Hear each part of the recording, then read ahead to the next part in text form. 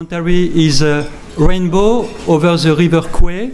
It is a documentary about a Japanese man who was an interpreter during the Second World War on the site of the construction of the bridge.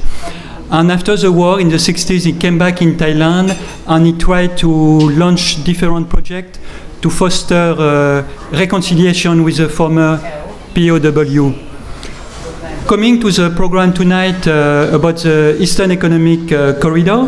So the EEC, as it is called, is a very ambitious program of the Thai government. The aim of the program is to create a new economic hub in Eastern Thailand, especially in the three provinces of Chachoengsao, Rayong and Chonburi.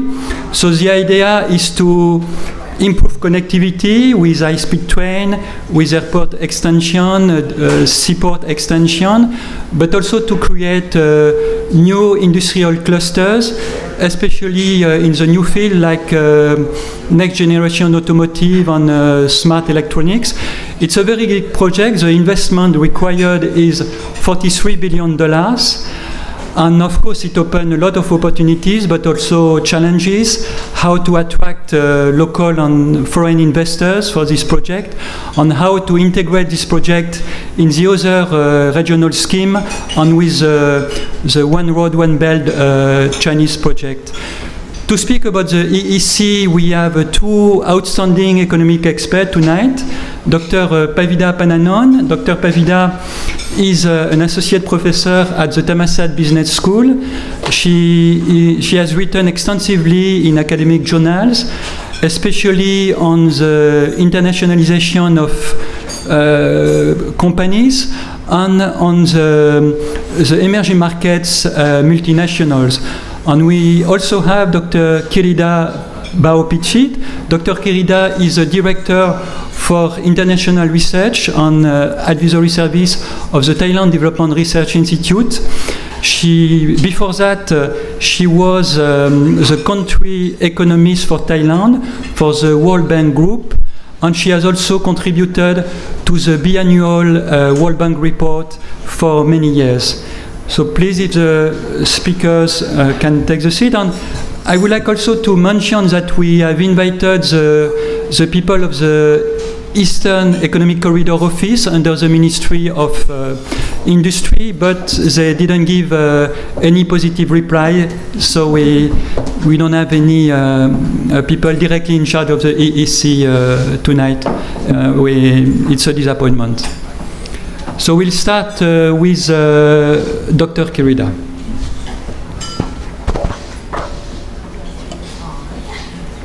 The microphone. Well, good evening, everybody. Let me just set up my slide for a second. And what I plan to do is to give you a quick tour of the EEC and TDRI's analysis of what's actually realistic for the Eastern Economic Corridor.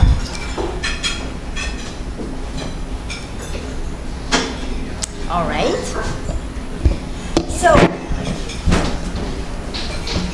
So when we talk about the Eastern Economic Corridor, we find that, it's actually an evolution, right, of the ideas that the government has had, starting from the borders, special economic zones that today we know didn't really work out.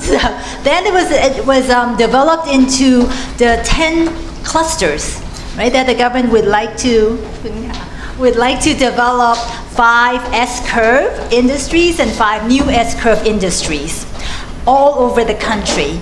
But then they figured out that, to do it all over the country would be quite difficult because, many regulations, and other infrastructure, bottlenecks will be there. So let's concentrate our effort in an area that is manageable.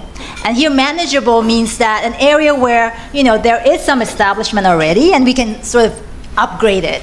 So they chose the Eastern Seaboard to be upgraded into the Eastern Economic Corridor. So that's the short history of where this all came from. And now with the Eastern Economic Corridor, they would like to really, really promote it, right? So there are 3 sort of big pillars to how they will support this. So one, they will invest in infrastructure, which is what they themselves can do, with the hope that they will, attract the 10 S-curves, right? The businesses, the investments from both foreigners and Thais to this area by giving a lot of incentives, and I'll take you through some of those incentives as well, and we'll have analysis of which we think are more realistic than others. And of course, as I mentioned earlier, that there are many regulatory barriers in investing in Thailand. So given the focus on just one area, the government would like to then, be able to set up a one-stop shop where, investment facilitation will happen, and that's through the Eastern Economic Corridor Committee, right? Which I know try to invite, but it's not here tonight. So that's the office, that's the committee, that will then, do this one-stop shop for the investments in the EEC. So the investments that are planned for the EEC, right, spans 4 big areas. One, like I mentioned to you, are the infrastructure investments that the government can themselves do. And what are they, right? They are the Utapao Airport, Maptaput Port, Lamshabang Port, Sattahip Port, and then there is dual-track railway, high-speed train, highways, and motorways. Here in our analysis that TDRI has done, we think that the Utapao Airport has the highest potential because it's an upgrade from an existing airport, and and they will also then have an MRO, which is the aviation maintenance, repair, and overhaul service there, and of course it will then serve as another airport in that region. So I think among all the ports, that's probably the one that will take off most, because Maptaput Port, Lamshabang Port, Sattahip Port, they all have issues of land acquisition, environment assessment, regulations, and the communities there are also not really in sync with the land acquisition that has to be done there. So it's going to be difficult basically for the other seaports, but it's gonna slowly happen. But in our analysis, we think the Utapao International Airport and the aircraft maintenance, would probably take place first, and the dual-track railway and the highways and motorways, because it's an extension. It's all in the pipeline, basically, of the Ministry of Transport. But the high-speed train will probably come later, right? So that's our assessment. Now, for the other areas, I'll talk about it when I talk about now when the businesses want to invest, right? What would they need? What would it take for them to come, given that this infrastructure will be around, right? So in order to attract the private sector to invest in this area, the government has put in lots of tax incentives for the EEC area. So here we have different incentives that the BOI give based on sector, based on technology, based on strategic investment, and on top of that, if you invest in the EEC, you will basically get additional incentives. For example, if you have staff in your industry or in your factory that has world-class skills and have never worked in Thailand before, right? So if you import an international expert, then the personal income tax rate, will be fixed at 17%, right? Rather than the 30 or 35% that one pays if one has a very high income per year. So, these are the additional tax incentives that the government would like to put in for the EEC. Even though, did you know that Thailand's corporate income tax rate, and here I'm talking about corporate income tax rate, because the BOI will also give reductions to the corporate income taxes of companies that establish in the EEC. Even though Thailand's corporate income tax is already the lowest in ASEAN, and this is based on the research that Dr. Atipat has done. So it's a very generous, the tax incentives are very generous for the EEC. And there's also other non-tax benefits as well, right? Like if you're a foreign company and you would like to hold land, for example, lease land, you can lease it up to 90 years. right? And that's an unprecedented work permits, right? Maximum, it's going to be 5 years instead of 2 years, right? So again here, it's quite generous because if we look at, for example, lease period in Thailand compared to ASEAN countries, we now have the longest lease period compared to other countries in ASEAN. So, the EEC has a pretty generous non-tax incentive as well. Now, turning to the fact that, okay, so now they would like to attract, right? They would like to attract businesses to come to EEC, and basically they would like to attract these 10 S-curve industries. So they divided them into 5 existing S-curves and 5 new S-curves. So at TDRI, we did an analysis on how do we see, these 10 industries being attracted, whether or not they'll be interested in coming to the EEC or not. And these are the existing S-curves, right? Next generation automotive, smart electronics, affluent and wellness tourism, agriculture and biotech, and food for the future. And if you see our assessment, it's in those bubbles, right? So here, our assessment is that, it's attractive, but probably the affluent and wellness tourism industry will be the most attracted to the EEC because the Piro Airport will provide a boost for tourists who want to go there. And again, all these businesses are what Thailand already has competitiveness in. So we think that's going to be the one that probably has the most future. Food for the future, for example, at the moment, there are only a few that are in the eastern seaboard or area. So, if they want to establish there, they would have to move from elsewhere.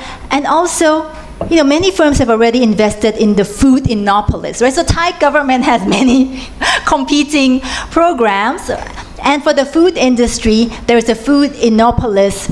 So there's little incentive for them to establish, to move to the EEC, right? So we see that there is potential, but most of them, it's probably in affluent and wellness tourism. Now let's move to the new S-curves, right? So how are they doing in attracting new S-curves? And we see let's hope here, because in many of the new S-curve industries, right, let me just take you through, industrial robotics, biofuels and biochemicals, integrated healthcare, digital business, aviation and logistics, right?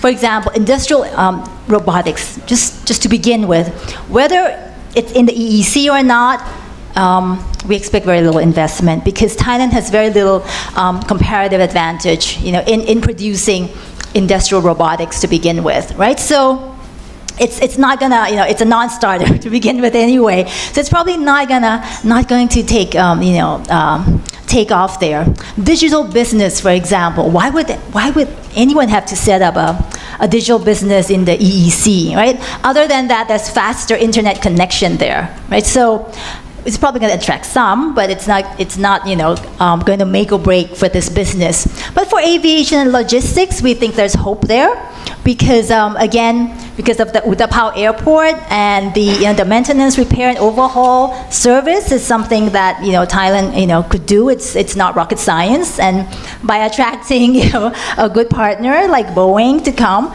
probably it's going to be able to take off. So this is our analysis of what we think is real in terms of the private sector coming to invest in Thailand in the 10 S-curve industries, right?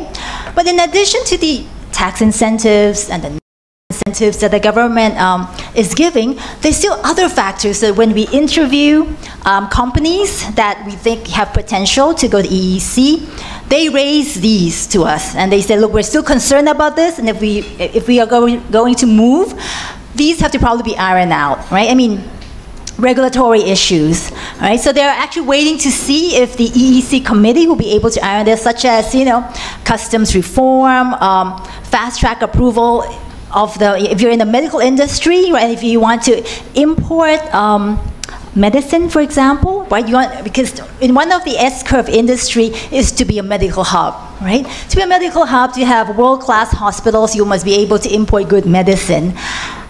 the FDA for Thailand takes up to 2 years to approve new medicines, right, to be imported and used in hospitals in Thailand. So that would not, happen if this is not ironed out. Licenses, right, for professionals, and we've talked about this for several times now, that if you want to be a medical hub or world-class medical hub, then you need good doctors. And if you're only going to confine yourself to Thai doctors, it's not going to happen. Here again, because licenses for doctors, are very difficult. For foreign doctors, are very difficult to get in Thailand, right? So there are these, regulatory issues in different sectors, including, self-driving cars. If the regulations would permit that, and also, the firms that we have interviewed also tell us that they're still waiting to see whether the EEC Act and whether this committee is actually going to deliver, what it says, that it's going to be a real one-stop shop, it's going to iron out, these regulatory barriers for them, work permit issues, visas. So, again, these are still things that the private sector has concerns about before they invest in the EEC. Other than regulatory issues, the challenges that we see are actually, you know about this, right? I mean, skilled labor shortages, right? As we know, we are already lacking, skills in this country, and it's difficult to find those with high skills at an affordable price. And here you're gonna try to attract more investments and open up actually, more high technology industries. And of course, the issue of skills and labor shortages will be more acute, especially for the professional level. And of course, the government says, no problem, we will allow, world-class universities to be established in the EEC as well, so they can produce, high-quality graduates. But again, it's not going to be easy to attract the Harvards, the MITs, to Thailand, because, they're already in Singapore, and this is probably not going to, be a big market for them compared to Singapore or even South Korea. But if we were to attract maybe good universities from Japan, from South Korea, from China, maybe that's going to happen, right? So there is hope there, but still it's going to take time, right, before these graduates, will be produced. So the issue of skilled labor shortages is still on the top of many companies' minds. The second issue is about water shortages, right? Because again, you will need a lot more water there, and there is actually water shortages in the eastern part, of Thailand during the dry season. So that has to be also ironed out. Well, but the government hasn't talked much about this, about water at the moment, right? So let me just conclude, and then I'll let Dr. Pavida continue. So, in our analysis, we find that, among all the government public investments, the Utapao Airport, the dual track trains, the highways and the motorways will probably, take off, and then they will be, utilized. But the high-speed train will probably come later. In terms of private investments in the S-curves and the new S-curves, probably it's going to be, in the, like I mentioned to you, tourism and wellness industry, and the aviation, logistics, and the maintenance and repair and overhaul for planes. I mean, those two are probably the ones with the highest potential. But again, investors will wait to see. So there's no big wave of investment coming in to the EEC yet, right, at the moment, which is probably why I've talked to some of you, that the government is now really trying to promote this, because, it has been a while and they have not really seen, big interest coming in to the EEC yet. And I guess, unless they iron out these uncertainties, especially around regulations, around labor shortages, around water shortages, the private sector is still not confident about coming into the EEC yet at the moment. So all in all, we think if it, fingers crossed, if the EEC goes through and if it happens, it's going to help stimulate the Thai economy. Definitely, it's better than where we are now, right, with nothing. But it's probably not going to be a second Eastern Seaboard that would, leapfrog Thailand's growth into another trajectory. That probably won't be the case. So that's our analysis for the EEC. Thank you. I can do it for you. Want it? เดี๋ยวทำให้กัน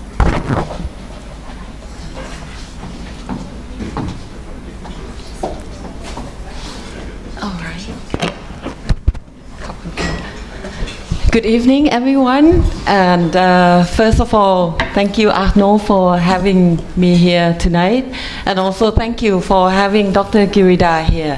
I have been on the panel with Dr. Girida before, and I know that when I am on the same panel with her, I don't need to prepare all the graph and everything because she would have excellent graph to show you the details of how things are.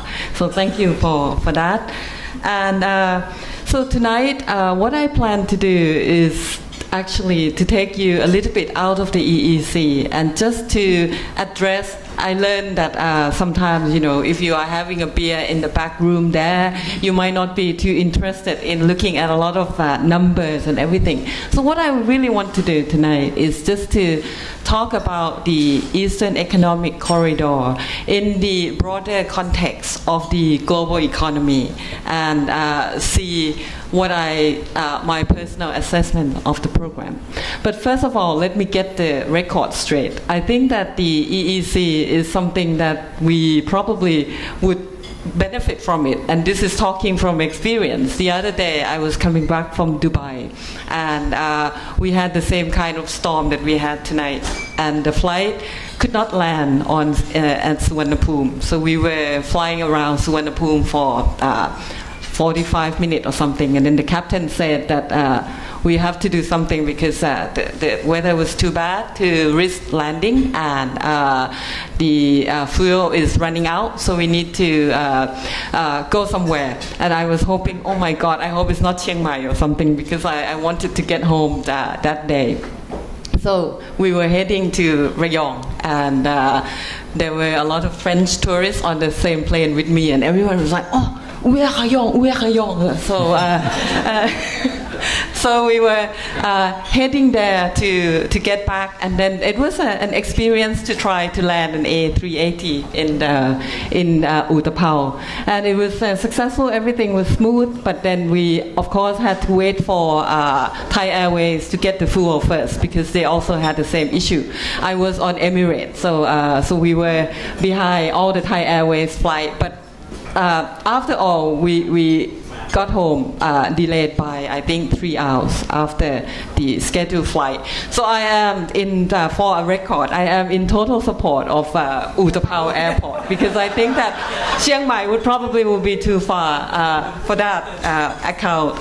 But what I wanted to say is that if we look at the EEC, first of all, the abbreviation EEC is already something that I think most people would be surprised, and we would be, you know, everyone is familiar with EEC for European Economic Community, and then Thailand is now coming up with our own EEC, and everyone probably would think that, didn't you hear about Brexit or something? And why are we talking about the EEC when Brexit is breaking apart the EU? But anyway, this is our own EEC, Eastern Economic Corridor. And when I try to gather my thought of what I would share with you here, I thought that if we are looking at the EEC as one of the projects among the food metropolis and the other cluster that the government is now planning, that would be one thing. But the way that we have seen the EEC being presented to the public is that this is the way forward for Thailand 4.0. And this would be a panacea to the new S-curve and to the Thailand 4.0 and all that. And for that, I have concerns. And my 3 concerns are the above. And my first concern is that I think that we are looking at we are thinking that we are trying to repeat the success of the Eastern Seaboard. That was quite a success 20 years ago. But if we look at the nature of globalization at this period, we can see that it is shifting a little bit, not really a little bit, but the sentiment is probably more negative than it really is. I actually read an interesting article today in Harvard Business Review that say that there was a professor who did a study that measured the actual decrease of globalization in terms of the flows of trade and flow of investment and flow of information, and then measures that against the perception of the world. And apparently it turned out that the perception of the world presented through media, all the media outlet that we are familiar with in this room, is actually quite a lot more, and a lot more drastic perception, negative perception in the nature of globalization.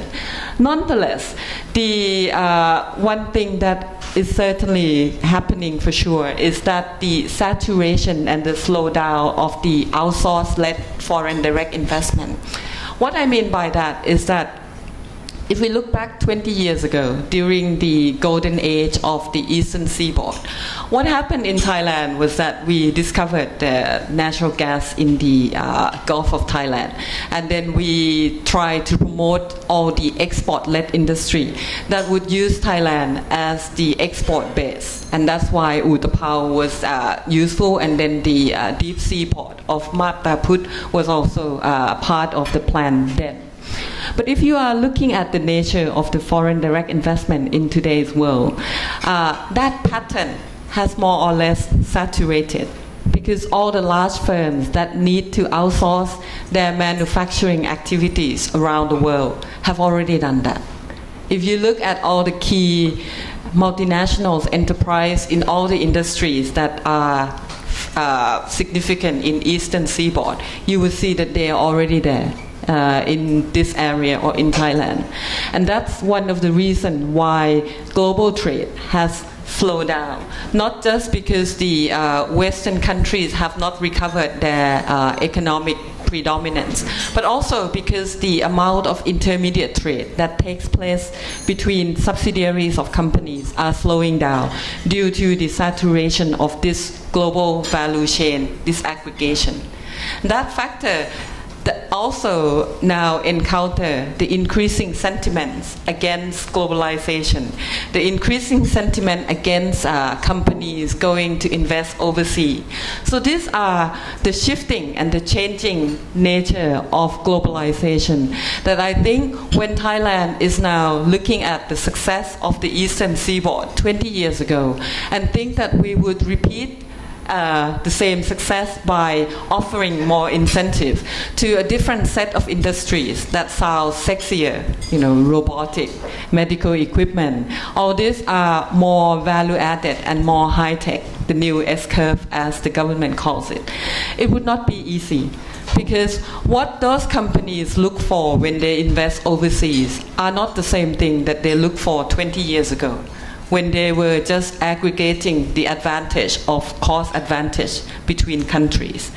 Now, countries or firms that are looking at locating their different value-added activities would have to look closer at what kind of efficiency or what kind of factors those countries can offer. And if we are looking at what Thailand can offer in that industries, as pointed out earlier by Dr. Girida, we still lack skilled labor. We still lack a lot of efficiency factors, such as the good infrastructure. How many of you could manage to come here by car in a night like this? And then if it weren't for the BTS, I probably wouldn't be here either. So,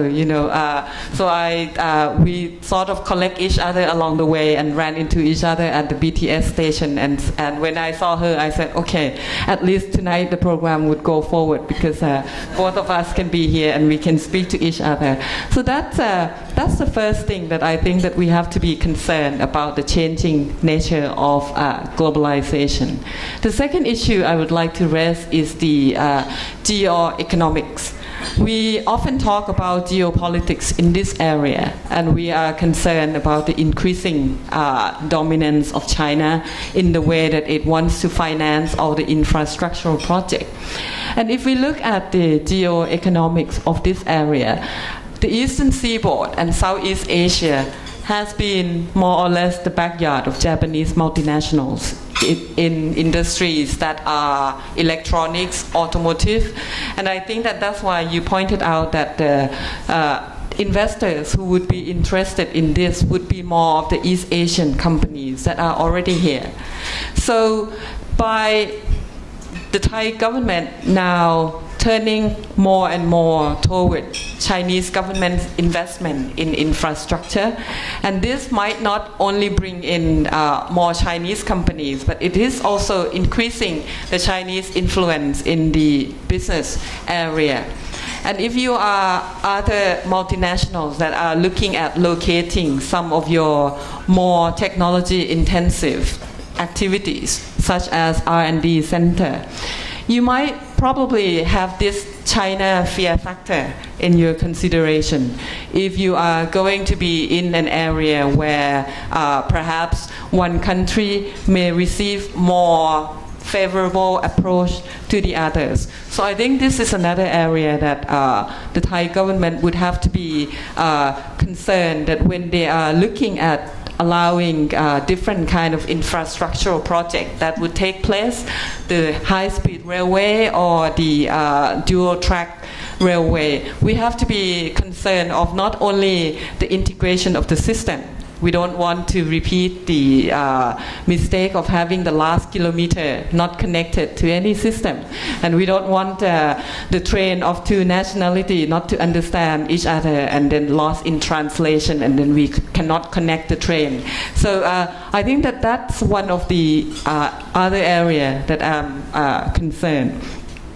And the third area that I'm concerned is the domestic concern, that we are now seeing the Eastern Economic Corridor as the new favorite, new kid on the block, and a lot of incentives are being channeled to push that through.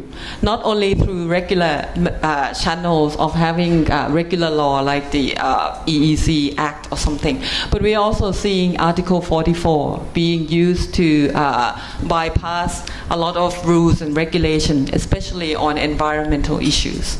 And I think these are the areas that investors are rightly to be to raise concern that what would happen after this government? Would Article 44 remain magical the way it is now?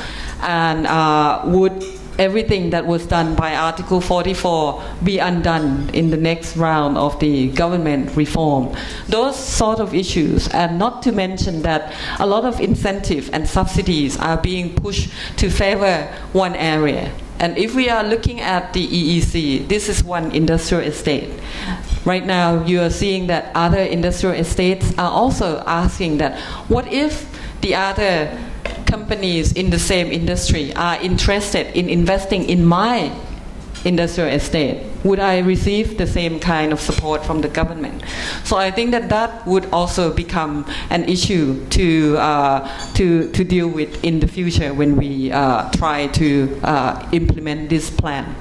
So I think when we look at the overall policy implication of what we can look at when we talk about when we talk about the EEC, I think that we simply need to make Thailand a better place overall for investors.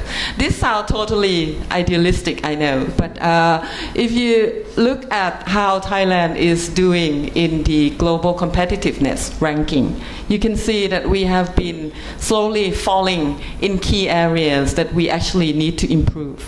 Our overall ranking might be, hovering somewhere between 23 to 26 or 33 to 36, depending on which ranking you use. But we have not fallen much on the overall ranking. But if you look closer into the issues that are driving efficiency growth engine forward, for example, institution, financial development, legal institution, or regulatory institution, Thailand has actually been sliding down, not just a notch or two, but by 10 or by some 15 ranking, if you look at the World Competitiveness Index. And that are some of the area that the multinationals of the type of the industry that we are trying to attract are looking for. They are looking for streamlining of regulations. They are looking at more, let's just take EEC. If we want to connect EEC to ASEAN, and you talk about the regulation that we already have under the ASEAN economic community, the single window opportunity to try to facilitate the trade flow between ASEAN countries. Are these already implemented? No. I was at the border between Laos and Vietnam. What they meant by the single window was that the staff of the two countries sit in the same window, but each with a different form, one in Vietnamese language and the other in Laos. So for anyone to go between the two, you just have to wait until the two staff exchange their form, and this is still what it is, very much an analog single window that we still talk about. So I think if we can streamline all those issues and then make Thailand a better place overall for investors, we wouldn't need to put so much money and incentive and subsidies into an area that we don't know yet if it will work out. And another thing that I think would be important is to strengthen the factor that would make investment in Thailand sticky. This is a little bit of an academic term that they say sticky investment is opposite to footloose investment. If you are looking at footloose investment such as textile industry or sport shoes, those are the multinational companies that look for cost advantage in countries that can offer low cost. So they would move, they would be footloose because they would move from one country to the next. I told my student that if they want to understand how production network have worked, just look at their sport shoes and made in somewhere, and you can see that it used to be made in Hong Kong and made in Thailand, made in Vietnam, made in Indonesia, and now maybe some are made in Bangladesh. So those are the trend of the multinationals that are relocating their manufacturing factories to the place that offer the lowest cost for them. But what we need right now in Thailand is not that kind of investors. We are looking for the higher value added investment in Thailand. So we need to also make Thailand attractive for people who are looking to invest in those industries.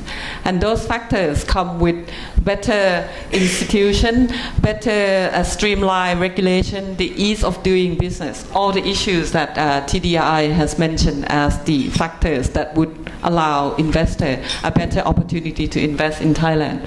And I think we know that, but perhaps Thailand is so silo-oriented that we cannot really connect all these dots together. And if Article 44 have been used to bypass all those rules and regulations, it means that those rules and regulations can actually be addressed without using Article 44. So why do that? And that brings me to the last point, that I think Thailand have to mind the gap, not between train and platform only, but also mind the gap between international and domestic values and practice, because those are also the key and important issues that leading multinational companies would be looking at.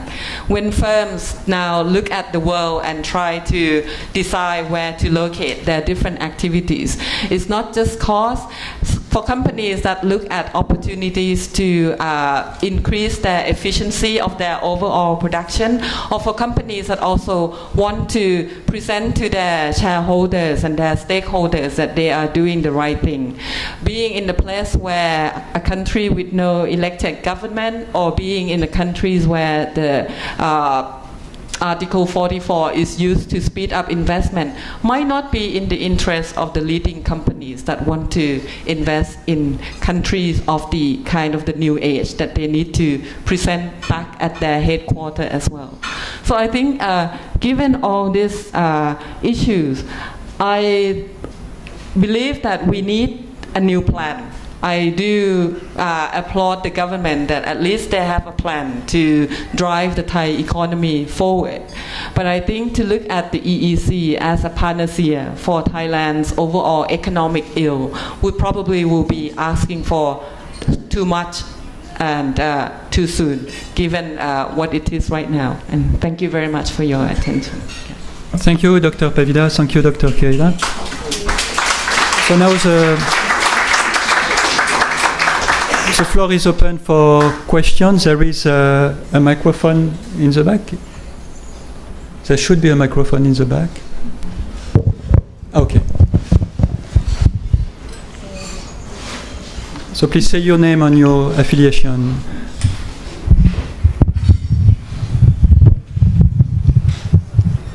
Hi, Marwan Marco of Nikkei Asian Review.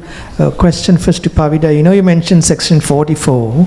You remember a couple of years ago, Maptaput had an environmental problem, and almost 60 Japanese companies were affected because of a retroactive case. So, I mean, are you concerned that the same kind of narrative might play out where the land is cleared for investment and using Section 44, but it can come back to bite these companies? That's the thought. And to Dr. Kirida, I mean, yes, Thailand was very successful during General Prem's period where the whole economic model of the Eastern Corridor came up. I mean, is General Prayut trying to sort of do a Prem 2.0 here? And isn't that a bit outdated? Thanks. I would, want to speak for General Prayut here if he wants to do a Prem 2.0. But I would say that I think this is the government's attempt, to actually do something for Thailand that Thailand has not done for a few decades now. And if we're not going to do something new, or at least try to do something new, right, we'll be growing at 2-3%, and it will take us another 20 years before we get out of this middle income trap. So I think this is part of the government's effort to try to upgrade Thailand. How much they succeed will be another story, but as I mentioned, I think some sectors will probably benefit more than others, and it would help Thailand's growth, but it's probably not going to be an eastern seaboard like it was in the 80s. So I think I joined Dr. Pavida in saying that I do support the government in trying to do this, but there are a lot more things that they need to do in order to make this a success. And if Kun Prayut really wants to match up with Kun Prem, he needs to do much more than he's doing right now. Thank you, Marwan, for the question. If I may also address on that question you asked, Dr. Kirida, I think it's not just trying to be Prem 2.0, but we, at the moment, the Thai government, or not this government, but most government is looking for the new model for economic growth. If you look at the economic development of Thailand over the past 40 years, the most successful period has been this export-led model that we have done well since the 80s forward. And that has more or less becoming saturated because of the issues that I have raised earlier. The economic-led model was that we produce and we become the supplier and exporter for commodities and for intermediate product, and then we sell to the West. And that is changing because now the economy in East Asia, in Asia, is booming. So we also need a new kind of model, and I think that it makes sense to be looking at new ways to use the Thailand centrality and connectivity to benefit from that geographical location of Thailand, and try to maximize that, and that I think EEC or other economic policy is moving in that direction. But it's not just one thing that would do. But to succeed in that, I think we need to raise the bar of Thailand overall. We just need to improve our human resource. We need to improve education in order to allow Thailand to be an attractive area where firms and countries look for themselves if this is the place that they want to invest.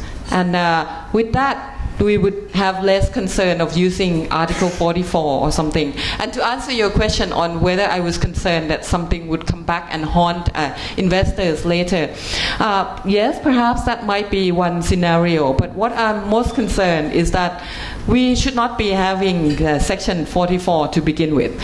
And the argument to have Article 44 was first for security issue. But now you can see that Article 44 has been used pretty much as a magical wand to do everything. The latest use being that now director of the state universities can be anyone, don't have to be government officials. And now it's the latest use of Article 44. So if you can use one article to address everything, that means that we have had problems in those areas that can be addressed otherwise, not having to use that article. So that's my concern. Please. Michael Mackey, freelance. Just to stick with the issue or go back to the issue of infrastructure, you, Dr. Pavida mentioned the issue of Thailand's centrality within Upper Southeast Asia, which the government talks about almost as much as it talks about Section 44. But isn't the problem with the Eastern Economic Corridor, it's not central to that centrality, it's down a bit. It really needs to be either up a bit or somewhere between Burma and Myanmar, and Bangkok, that you could be putting in a lot of infrastructure into what's essentially a spur, because it's not actually on the southern East-West economic corridor. And you know, it seems to me that we've got a bigger problem that we've talked about earlier, which is when they fail to connect the blue and the purple lines. Are we going to fail to connect the EEC and the East-West economic corridor and all the infrastructure that that's bringing in? I think there have been plans to look at how the EEC can fit in with connecting the East-West economic corridor. I haven't looked into that much detail, but I think that when I talk about the centrality of Thailand as a location, Southeast Asia, mainland Southeast Asia, is not too big to be looking at where to locate the industrial cluster. So the EEC benefits from having the deep sea port and the airport, which are already there. And if we look back, there was already an attempt 20 years ago called something Global Transport that tried to connect Thailand through deep sea port and this Utapao airport with the outside of the world. So I think that building on the existing infrastructure of the airport makes sense, but it should not be the only area that is promoted as an industrial cluster. And I think the decision on where to locate industrial clusters should not be government decision. It should be the firm's decision to decide which area suits them best. So I have a reservation in seeing subsidies being pushed into making firms decide to locate in that area, because I think that government should not be making decisions for firms. Peter. Peter Jansen, Asia Times, yeah. Sorry, I just addressed this to Kun Kiridak because Kun Pavida has already expressed her vision for the future. You know, I remember before the EEC was being talked about, I remember listening to TDRI at some seminar talking about, oh, the future of Thailand is open up services or something else. You know, I'm wondering, does TDRI or do you have a different vision, because everybody seems to have latched onto this EEC as some vision anyway, better than not having anything at all, yeah? But I mean, are there some other alternatives that TDRI may have in mind that, the government might be concentrating on? And just to follow up, because, I was down at Utapao. I think Utapao is a great development, frankly. It's an underutilized asset there that the Americans built, yeah? I'm wondering if, do you know, has this maintenance center, has it gone forward in any way? Because I think Airbus was talking about some sort of a deal with Thai, and Boeing seems to be involved in something. Has anything solid happened down there in terms of maintenance, or is it just still a lot of talk, yeah? Thank you for the question. Actually, if you look at the East Economic Corridor, there are a few service sectors that they would like to promote there as well, right? Which is part of the 10 S-curve industries, such as wellness, tourism, being a medical hub, right? Aviation, trading center, aviation, logistics, and also the digital business, which we don't think it will really take off, but it's gonna be there. So I'm a bit optimistic that at least the Thai government is not only looking at manufacturing sector anymore. They have come to a realization that we also need to open up some of these services sector, and if they manage to open these up in the EEC by relaxing some of those regulations, license requirements for the services sector, it'll be a start. It'll be an example, a precedence for the other areas in Thailand as well. But of course, I mean, at the end of the day, we still, TDI, we still think the service sector is, not, up to its full potential. It could grow much more if it's more liberalized. But at the end of the day, again, we would need more skilled, people to be working in the high-end services sectors. So, it's again a dilemma that we want to promote, we want to develop the service sector, but at the same time we don't have the the skills needed. So we would then need to either import the needed skills, and again this comes to the relaxation of the regulations on work permits for foreigners, of professional licenses for foreigners, right? And then to allow more foreign universities to come and operate in Thailand as well. So I think there is potential, and I would say I agree with Dr. Havida that it shouldn't be only in the EEC, right? It should be a national-wide program where if you want to develop your service business, you can be anywhere in Thailand. You don't have to be in the EEC. So I think that's my take on that. So the second question, was it addressed to Dr. Pavida, or what was the second question?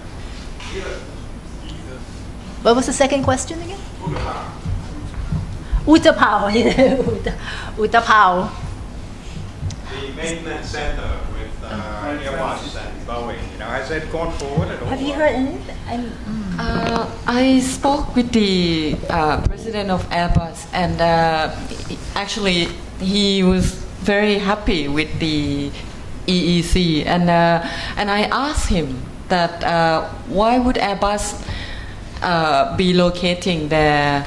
I think he was talking about maintenance center or something, and he said that I was too negative on Thailand, because he said that Airbus has been happy with working with some universities in aviation, and he said that he was happy with the way the collaboration was going. So I took that as one of the good news that I must admit that I have not heard enough and I have not looked into detail. But if that kind of pattern, that companies that are working in particular with some university and then they can address the shortage of human resource, I think that would be one way to help alleviate the shortage of the overall human resource. So I think that's one thing that I've heard. But other than that, I have not heard much on who is very keen on the EEC. Yes, please. Hi, my name is Robert Fox, Joint Foreign Chambers of Commerce. Dr. Kirida, you made a very interesting point about digital business. It is difficult to see, though, why proximity to a cable landing station is going to make a material difference and therefore be very attractive. Presumably, if you're near a data center that's very good anywhere in Thailand and you've got good backhaul to a cable landing station, you're going to get an experience which is just about as good, unless you are a high-speed robo-trader who needs to be in the same room as the data center. So when we look at Digital Park Thailand, it's a bit of a challenge to see why very small startups who rely on shared resources and a lot of things for free would really want to locate there. So that's going to be interesting to see how that turns out. Dr. Pavida, your comment that we should reskill nationally and not need to focus so much on a particular area is definitely very well taken. And if we look at the competitiveness rankings, etc., I think that's borne out by that. But that raises a question. Is there any plan about transferable learning? In other words, is there some grand long-term plan that the EEC will produce ways of doing things in ecosystems whereby it did make sense, after all, for certain industries to be co-located and work together physically? Because nowadays, even on global supply chain and production, you don't need to be physically located. In fact, it's a disadvantage to have to be in some respects. So is there any kind of long-term plan to do transferable learning and learn how to do something from this that we can apply elsewhere in Thailand? Thank you. I mean, other than I totally agree with you, and I think Kun Bob, we've known each other for a very long time, and he's on top of these digital issues, and I agree with that. The other park that they're trying to set up, other than the digital park, is what they call an innovation hub, right? And that's where it's supposed to be like a science park where startups, universities are going to come together, and learn together, and do something innovative. But here again, we're also skeptical about that. We're not really sure because in the past, Thailand doesn't have a very good track record of university and business linkages, right? The transfer of knowledge between the two haven't been very good on the record, because universities tend to do on-the-shelf research rather than very practical research, right? So there hasn't been many successful cases of universities and businesses, coming together and innovating something together. But I mean, if this is going to be one of the first that is going to happen, that would be great. But again, it's still to be seen. It's still to be seen. Maybe universities would have to also rethink of the way they do research, and maybe some incentives or punishment. I'm not sure what word should we use should be given. For example, just a quick example, right? Today, most university researchers, are funded by the government, right? I mean, not so much by the private sector. So the incentive for universities to actually do a research that's commercializable, that's practical, is not really there. But if the funding has to come from different sources, right, less from the government budget, more from the private sector, that might incentivize the universities to work more with the private sector. So I think we probably need to also rethink about the funding of universities as well. One of the features of the EEC is also to create new cities through something they call smart urban planning. Is it this feasible? What does it mean, or is it completely unrealistic? Smart cities, right? Yeah, they're planning to also establish like 3 or 4 smart cities as well.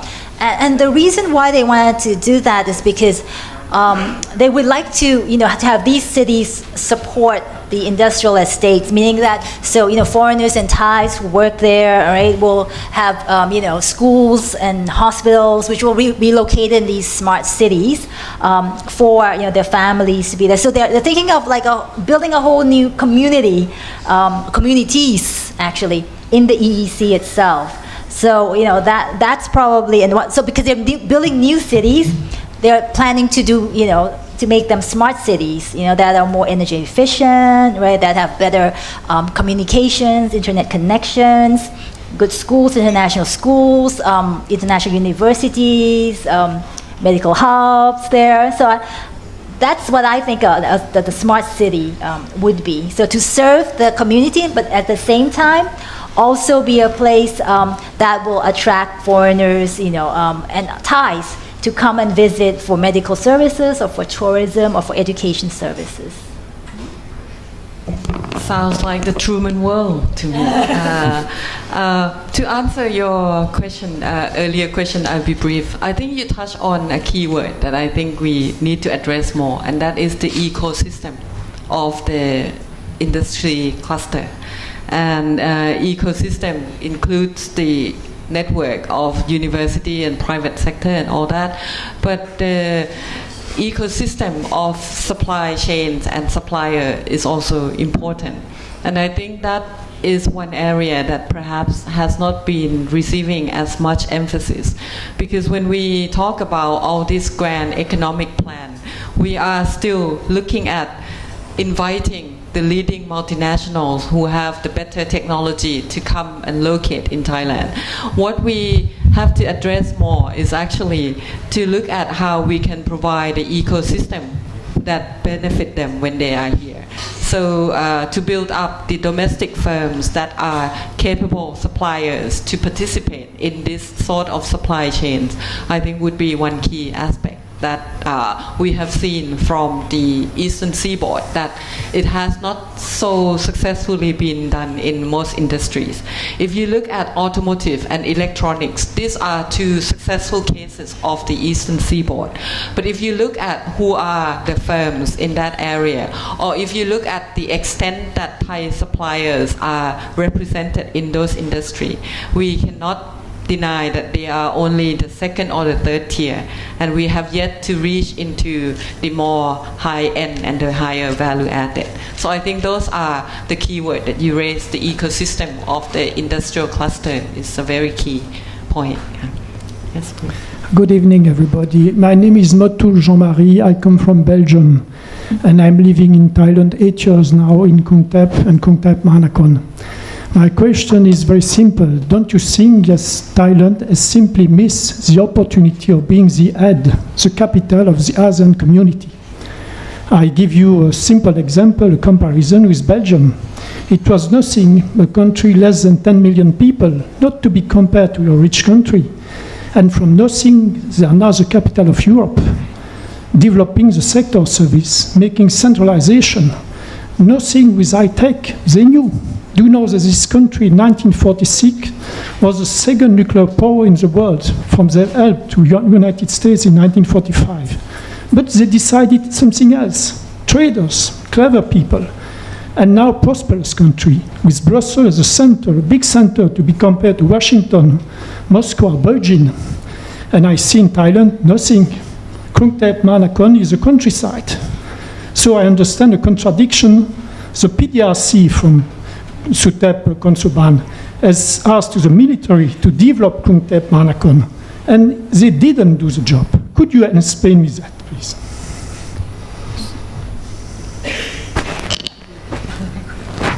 Let me repeat capture your yes, question in good again. English, in good English. Thank you. If it's to have Bangkok develop more into the capital city for ASEAN in terms of the bureaucratic office, head office for ASEAN? Service, sector service, not the sector number 1 and 2, mining and industry you are talking about. Yes, you are putting everything on decentralization, industry in the countryside, the border, but not here in the city. No service, only 6 or 7 banks. In Brussels, you see insurance company, banking system, translation system, the administration of Europe, a big space. Here, nothing at all, not even the flag of the ASEAN community. It's unbelievable. I'm sorry, explain me, please. Did Bangkok miss the opportunity of becoming, from, if I understand, the financial and banking center of ASEAN? Sector overall. To give you, I give you a little more explanation. The railway system you are talking about, there was a lecture 2 weeks ago, Belgium developed the railway system 150 years ago with the help of England. And the density of highways in Belgium is the highest in the world. This is the reason. Mobility. This is the truth about it. But mobility for the service, not for industry. You know, I'm not sure you are clever people, but you are not the MIT in the United States, not the NASA, you know, not the nuclear power of America or Russia or Moscow or Beijing. It's impossible. It's a challenge. While service, everybody could do it. And you are clever traders, you know money. You know this. So who has decided that? Is it General Prayut? Is it the Democrat Party? Is it the party or somebody else? Please.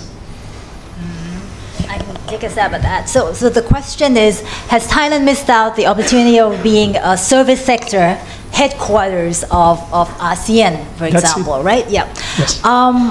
Probably, because as we have discussed, the service sector has long been protected in Thailand, but not only in Thailand. If you look at the Services Restrictiveness Index that the World Bank produces, most ASEAN countries have been very protective of their service sector. While they liberalized their manufacturing sector, maybe a decade or two ago, the services sector remains protected because countries feel that we have to protect our service sector for security purpose. Even the banking sector, if foreign banks come and take over, we will lose our financial independence. So there's still that mentality that we need to protect our service sector. Right? Thailand has a Foreign Business Act, which has a whole list of service sectors that foreigners cannot hold more than 49% shares. Right? Though of course foreigners use nominees and try to get around them, but it's accountability is not there, right? Because they're using nominees.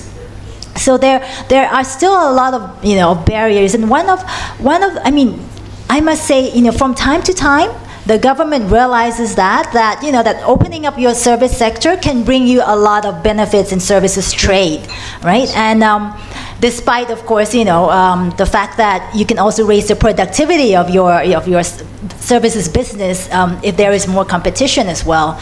But in my mind, and here, of course, we have talked a lot with the Foreign Chamber of Commerce as well, and Bob knows well as well that there are still many interest groups in Thailand that is trying to block this move.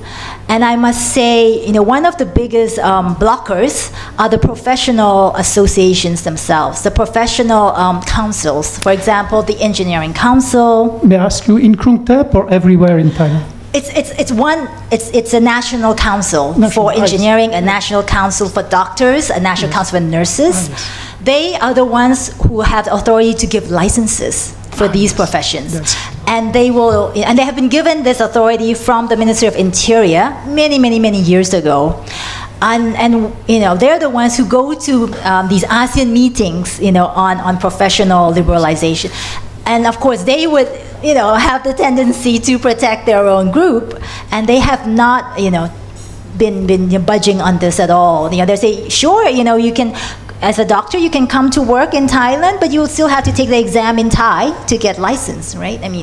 So that's, I think there's still many interest groups that are still blocking it, and you really need a very strong political will to I used to recommend, when I was at the World Bank, we did a report on services, and I did recommend that maybe we shouldn't open wars on every front, but on every professional council. For example, we know that we're an aging society. We will be lacking doctors and nurses, in the next 10 years, right? And we don't want doctors and nurses to only be in the Bamrung Rat and the Bangkok Hospital, and there will be a shortage in the rural areas. Why don't we start liberalizing, the doctors and the nurses? Because there are lots of Filipino nurses who are willing to come and work here, and it's a win-win situation for the two countries. So maybe we can start small, and out of necessity, I think eventually we will probably need to open some of these sectors. And the junta has no power against those associations you are talking about. They cannot break their power and enforce the fate of Thailand. Unless they do Article 44, they will. Maybe it's too much to ask. I think Yeah, I mean, the junta probably has other, priorities, and I don't know. But if they were to use Article 44, they could. But here, I'm not an authority to say. I thank you, Miss. Thank you very much. What do you think could be the role of Chinese companies in the EEC? There was some talk also by government official of linking the EEC to the One Road, One Belt grand scheme of China. Is this realistic, or? I think the concern about the Chinese company's role, if you look at the EEC, is probably not the most significant part of the one belt, one road. But Southeast Asia as a whole is the place where you can link the road to the belt, or the belt to the road, because it's the road that goes up there, and then it's a sea route. So actually, with better infrastructural connection, this is the place where the road can be connected to the sea.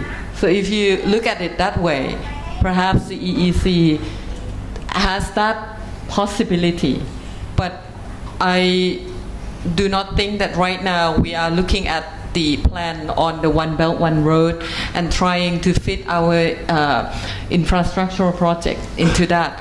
But if you ask me whether it makes sense to be also concerned about those things, yes, it does make sense, because if we look at the center of trade and investment that is growing in the region, it is this area. And I think the concept of Southeast Asia that used to be the exporter to the world is now changing. If you look at the percentage of trade that is growing between ASEAN, or the amount of intra-regional investment that is taking place, you would see that the growing area is actually Asia, and Southeast Asia is part of that.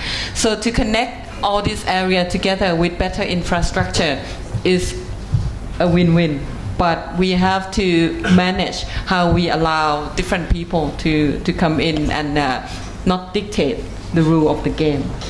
Can I say something? Because at TDRI we just did a study on China versus India and the opportunities for Thailand, with these two countries. And we found that for China, with or without the One Belt, One Road initiative, the Chinese are coming. Yeah. They will come. They will come.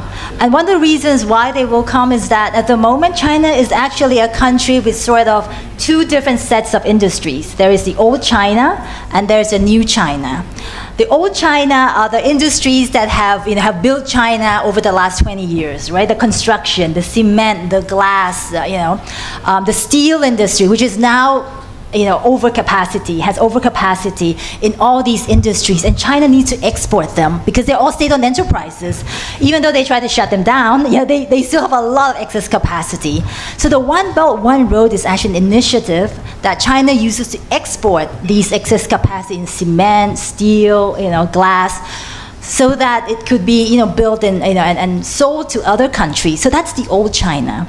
The new China, if you read the program that now China has, which is called Made in China 2025, it's actually similar to the Thai S-curves. There are 10 high-tech industries that China wants to focus on, but because China isn't like Thailand, they have set targets, and the government will provide subsidies to these 10 high-tech industries, which includes robotics, include medical equipment, include batteries. All these are supposed to, be able to compete on the global market by 2025, right? So with these both the old China and the new China industries, they will look to Southeast Asia. They will look to Thailand, where they can invest. When I talk to some of the Chinese investors, they're very interested in the EEC projects on upgrading ports, because that's what they're very good at construction, at building ports. And they've done so in many other countries like Cambodia, or even in Africa, but not in Thailand yet. So they're really keen on coming here as well. And of course, by 2025, I'm sure they'll be keen to also come, with their Made in China 2025 industries as well, because it will complement well with the Thai government's promotion of our S-curves. Right? We want to be a medical hub. Now we can buy cheaper medical equipment, high-tech medical equipment from China, for example. Right? So I think they're coming in a big way. So. Yes, please. Colonel Acha from Caring Society. I learned also that the Thai Navy is taking active role in ship technology and shipbuilding in EEC. Anyway, my focus, I heard the panelists mention that the EEC is not a panacea for all, and you said the focus should be improve overall condition of Thailand. So could you explore more on this concept? My question is, would it be better if Thailand focused on caring society and integrity action? So from this two aspects, then it will lead to other reality that will make the country, like a good country index, make the country more better place to live when more tourists come, trading come, investment come. So it's a natural flow. But could you explore on this, because I'm from military, and there's a general tendency that we have to make the vision of the country become reality. We cannot let the country go like astray, like canal. You cannot release it. Up to you. Whatever happened, up to you. So then the military is trying to do planning. What can be achieved, what can be attained 4 years, 5 years, 10 years. But okay, if it's not the right direction, please give us clarity, which is the good direction for the country. Thank you. I agree that all countries and all firms need strategy and vision. And I'm not saying that we lack direction. I think that we do have direction. If you read the National Economic NESDB plan, all the visions are there. And I think that Thailand is a country that is good at making good plans, but we're not so good at implementing those plans. And I think that the steps to make Thailand a better place overall, I think we all know the ministries, they know that they need to take, for example, foreign direct investment. We all know that we need to improve the efficiency of the process in allowing Thailand to start business. World Bank has done the study on how many days it would take. We know all that. But the way for Thailand to move forward, I think my message behind that was that Thailand is beyond selling the country as a low-cost country. And if Thailand is to sell the country as a country for the S-curve industry, we have to be able to provide the factors that company needs in those industries. So if we are selling robotics, we need to have the human resource that are capable of doing R&D in those things. And that takes all participation, not just from the government and universities. Private firms also need to invest more in those issues. And I think one of the lack of R&D in Thailand is because our firms have not been in the stage where they want to invest in R&D. And you cannot really blame them back then, because they were simply selling and exporting the most basic products to the world. But right now we are seeing more larger firms that are trying to benefit from the economies of scale and scope in the world, and they need to invest more. So I think it's a work in progress that we are making Thailand a more efficient place for investment location. There is no one way, but I think the main question is, how do we increase Thailand? If we want to attract the more value-added industries, we have to be able to provide better and more value-added factors of production for those companies that we are trying to attract. I think that was my message. Yeah.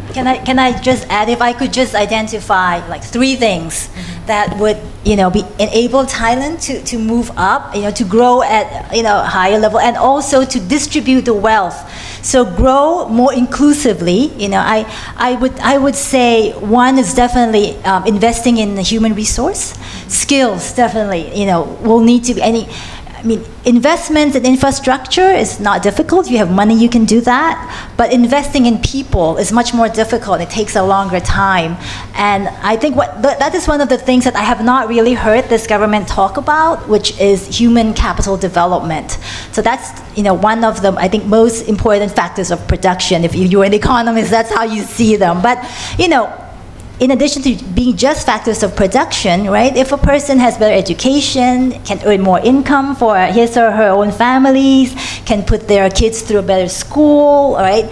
That will increase, their welfare overall and provide a more equitable society, in the future as well. So that's why I think, human capital skills is one of the most important things. The second thing I think is on regulations, right? If we really want to move up the value chain, be a digital economy, there's still some very outdated laws and regulations that we need to address. And if you're still gonna go crack down like Facebook and or Uber, that's sort of sending mixed signals, right, to the development of e-commerce, the development of technology here, so regulations have to probably be updated as well, and also be more uncontradictory, I would say. That was the other thing. And thirdly, as Dr. Pavita mentioned, we're very good at making lots of plans, but when it comes to implementation, it's very difficult. And I think one of the reasons is because sometimes in our institutions, we are weak on management as well. Just to give an example, right? We are very good at building infrastructure, put in high-speed train, for example. But then now the worry is who's going to manage the high-speed train? If it's the state railways of Thailand, then the confidence is not there, right? So management of the infrastructure is as important as the infrastructure itself. So I think these are, if I were to cite the top three, those would be the top three. Hi, I'm Jamie, no affiliation of any kind. So I want to talk a bit about the Chinese and the stickiness that you were talking about, and then the e-commerce piece, right? So we see Alibaba coming in and they're making a pretty big investment. They're also doing it through Lazada. And they're saying, we want to use this as a logistics hub. It's a really nice piece, and that builds on that. But then when they talk about the manufacturing hub that they want to put down in Thailand, also in the EEC, do you see this as making it more sticky because they're saying they want to support mid and small-sized Thai companies to allow them to manufacture in this facility? Or do you think that's a bit of a false flag to taper the sentiment about Chinese investment?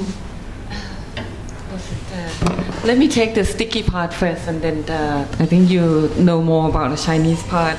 What I meant by sticky investment is that if companies want to come here and then make good use of it. So Alibaba come here, the Thai government roll red carpet for Jack Ma to talk about high-tech startup and all that. And then Alibaba decided that their distribution center would be located in Malaysia. And then that's pretty much a big slap on the Thai government's face, because why would a country, Malaysia, geographically is not as well located as Thailand to be able to distribute their manufacturing their products here. But why not Thailand? And then that's the kind of question that we need to ask more to attract this type of investment. I think Thailand stand, if I am to perhaps say top area that Thailand should be looking at when they want to attract the multinationals. We are great manufacturing base, so we should be able to do better in becoming both the manufacturing hub and the headquarter hub. Singapore already takes the role of the financial hub, but if Thailand can be the more central part of the supply chain, I think that would be key.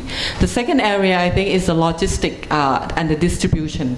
If we can actually make better use of the Thailand infrastructure that we don't really have at the moment, that would be a key area where multinationals, companies like Alibaba or even Procter & Gamble, the traditional manufacturing, can use Thailand to distribute into the CLMV and then to the other area. That's the kind of sticky plan that I think we should be looking at, and then try to see why can't that happen.